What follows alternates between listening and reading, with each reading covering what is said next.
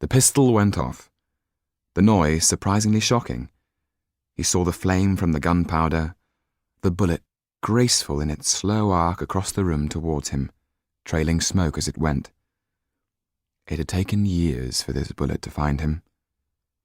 He reached out for it with his mind, tried to catch it in his hand. It scorched his flesh before piercing through his skin and lodging in his shoulder. Pain flooded him like water from a dam. He slumped down by the workbench. Milkai was now coming towards him, the pistol reloaded, his finger on the trigger.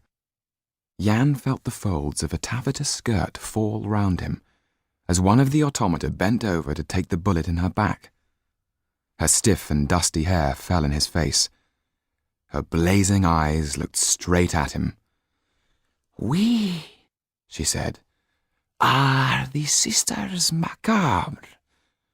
What is your name?" "Jan Margosa," he managed to say, as he fought not to lose consciousness. "Calico and corpses," she said, and her graveyard breath brought him to his senses.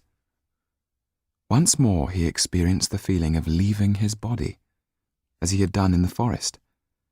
Now he stood in the middle of the room, a puppet master of the threads of light. At his command, the Sisters Macabre began to walk towards Milkai, the dusty taffeta of their skirts trailing behind them like waves upon a shore. Milkai loaded his pistol for the third time and fired at the oncoming automata. It did not stop them. Jan dragged himself up by the workbench, feeling that he was 10 feet tall and invincible. He pulled at the threads of light, lifted a chair and brought it down on Milkai's head. Milkai let out a grunt and collapsed on the floor. Jan felt a cold wax hand touch his face, and with a start, became conscious of one of the Sisters Macabre standing next to him. "We are the Count's experiments. He believes that in us he can find the secret of perpetual youth. We have been robbed of our lives. We have been robbed of our rest. What is it you want of us?" Letters. Love letters written by Armand de... Why couldn't he remember? "Ville du Val," said all the sisters together. All you had to do was ask. If only the pain would stop, Jan thought. I could think straight. "Is this what you came for?" asked the sister. The fabric of her dress rent apart, and where the womb should have been, 2 doors sprang open to reveal a blood-red chamber. She reached in with her white wax hands and handed Jan a bundle of letters. A second sister pulled out a blood-red drawer from where her stomach should have been and handed him a black book. "This is the Book of Tears. It is bound with our flesh.